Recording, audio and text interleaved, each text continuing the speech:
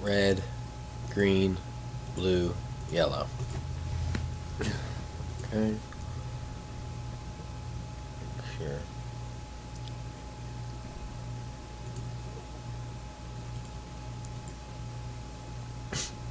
Red, green, blue, yellow. Red, green, blue, yellow. Red, green, blue, yellow. Hello everybody, and welcome back to our series of tutorials on JavaFX. Today we'll have a relatively short tutorial based on adding CSS to your JavaFX project. Now a lot of you might be asking, what is CSS? Why should I care about CSS?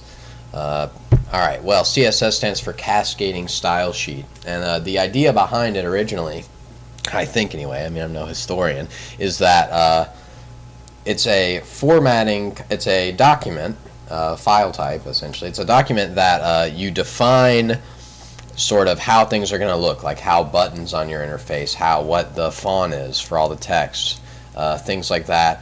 You define it and then you can apply it to several files. So for example, web pages. Let's say you have a web page with 10 different pages, 10 different UIs, and you want them all to look uniform, as opposed to hard coding everything, making every button a certain color by hard coding that button. You can just apply this CSS file to it, and then if you want to make changes, it's very easy to make changes. So I want to bring you guys attention to, as you see I've pulled up this old picture of Model View Controller that I showed, I believe, in the first tutorial, or at least very early in these tutorials. By now you guys are probably kind of getting controller. I mean, there's stuff in our JavaFX projects that are titled controller. I mean, let me see, let me open up. Here we go, FXML document controller. It's how we're making things happen in the code, what's happening, and the users interacting with this controller through our UI elements. There's the model, which are sort of the things that are being manipulated in the controller. Like if we had a program where different classes are being manipulated, that is the model. And then we have this view. And today with the cascading style sheets, it's all about the view. It's all about the pretty stuff. You know what I mean? We need a design. So right. So this is just another reason why we're using JavaFX, or really the main reason we're using it is for this. Well, not the main reason, but a very good reason to use it is it has this really great breakup between model, view, controller. It's very transparent. You don't have to wonder. Is this part of the model view? Instead, it's very clear, and we'll see here that CSS makes this view thing sort of extremely transparent. I mean, the CSS is the view, more or less. That in the UI elements. In any case, let's whip open our project. I believe yours will be called To Do App, but I have a gazillion of them because I have to make a whole bunch more videos. Okay, so let me just go ahead and open this up. To Do App, okay.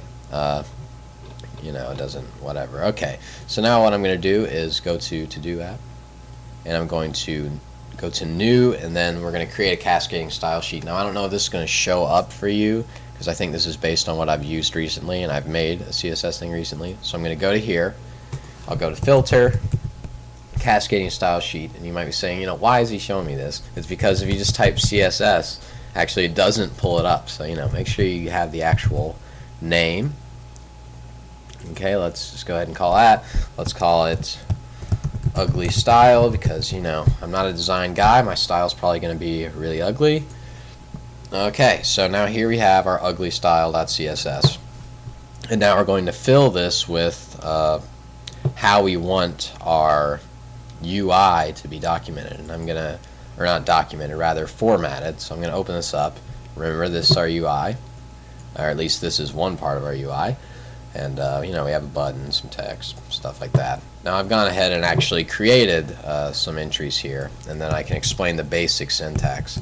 Now CSS is very deep. There's a lot of things you can do with CSS, and I'm not going to even pretend that I know everything about CSS. In fact, I know very little about CSS. I know just enough to get around, do the most basic things. But pretty much if you want to do something in CSS, chances are there's a way to do it. You'll just need to look it up, figure out what's going on. Anyway, the basic syntax for CSS is you do dot and then an element name.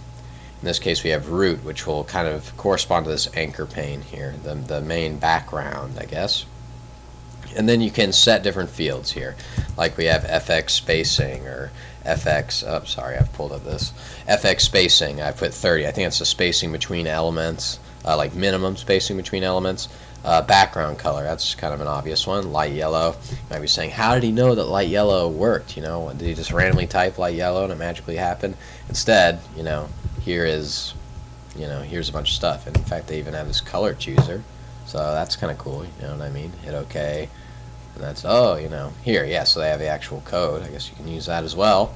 I'm learning too, look at that. Anyway, FX padding, so padding between elements. And keep in mind, as I was showing a little earlier, you know, there's all kinds of, you know, there's a gazillion things here, and I'm not going to pretend I know what all of them mean. I'm just saying, you know, if you want something to happen, you can probably look it up and figure out, you know, which of these you need to manipulate. Anyway, then we have a dot button. Now, I've unintentionally made it a little confusing here. We actually named our button via FXID, just the word button. But this button is not the same as the one that appears here. That's a confusing thing that I've done. The point is, when we say dot button in the CSS file, that means it is applying to all buttons on the form. So we're talking about the actual control element. You know, we're talking about everything that you go to, controls, buttons, is going to have this dot button because all of those are buttons. So the point is, if I were to rename this, you know, button and some random stuff, it would still have these things applied to it because it is a button element. Anyway, I'm not going to do that because that'll probably break stuff. Anyway, so here I've set the font family, it's Arial, font size. Here, let's make it bigger than that. Why not, you know? Font weight, etc. Okay, so let's go to our to-do app. Oh, whoops, I've accidentally already done some stuff. Okay, and if you guys recall, this is how we were changing between scenes, and now we want to apply our ugly style. Maybe it won't be that ugly, who knows, but we want to apply our ugly style to the actual thing here. So let's go string CSS equals to do app. Okay, right, our actual thing, class dot get resource. Okay, and then we'll have here the name of the CSS, ugly style.css. Easy money, guys. Let's see, to external form. So you might be thinking, you know, how did he know to do all that? Well, you know, like a lot of our stuff here, a lot of our code, it's just kind of, these are the calls you need to do this. You know, it's just, so really you don't need to worry too much about, you know, what exactly is each thing. Instead, just kind of think about the big picture. You know, how do I load CSS? That's how you do it. Okay, and then we're going to apply this to our scene here. Let's see. Oh, sorry. Yes. Let's see. It'll be right. We need to apply it to the scene, not the stage. Right. So scene dot maybe get something. Get style sheets. Maybe is what it will be. Or maybe it's, you know, I feel like it's formatted differently. Hold on. Scene dot. Aha, yeah, you know, it's what a nightmare figuring out what case it is. You know, maybe there's a rule I should know. I don't know. Anyway, add CSS, right? So here we go. So we've taken the scene, get style sheets, and then we're adding this style sheet to the list of style sheets. So now when we add the stage, we add the scene to the stage, it'll have this CSS applied to it, and hopes are it'll be good to go. If not, then we can figure out how to fix it. Okay. Oh, yes. There we go. We have our beautiful, amazing CSS formatted UI, right? And if you guys wanted to add this same CSS to, let's say, the home page, you would need to do the same thing you've done here. Here, let's just do it really quickly. Let me take this document controller. Where's the part where we change? Okay, scene, home page scene. Okay. Home page scene. There we go.